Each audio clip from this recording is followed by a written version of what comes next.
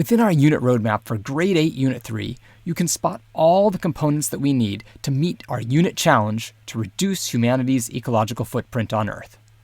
To do that, we need a way to monitor the Earth and measure our impact.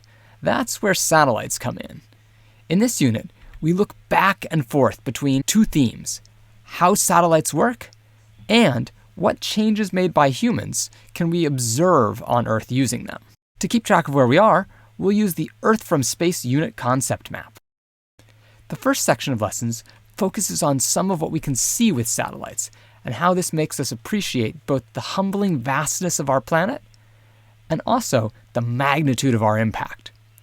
As we see the impacts in satellite images, we also look at graphs that measure consumption. Students take a quiz to examine their ecological footprint and compare it to other countries.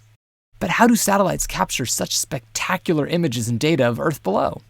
Well, they use waves that carry energy and probe the planet. In the second group of lessons, we let students explore some waves and develop ways to describe and measure their basic properties. We next zoom into the place where the waves hit the Earth. Students do a hands-on investigation to figure out how waves interact with objects, because that's how satellites map out what's happening on the planet below. Waves either get absorbed, reflect, or transmit right through objects.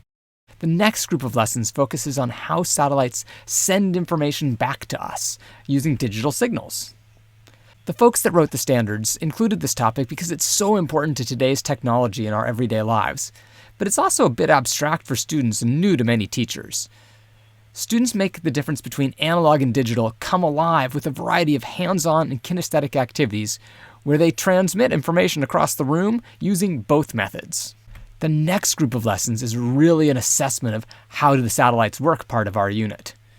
Students use block coding in Scratch to create an animation that communicates all the different parts of the system that allows satellites to observe the Earth and send signals back to us.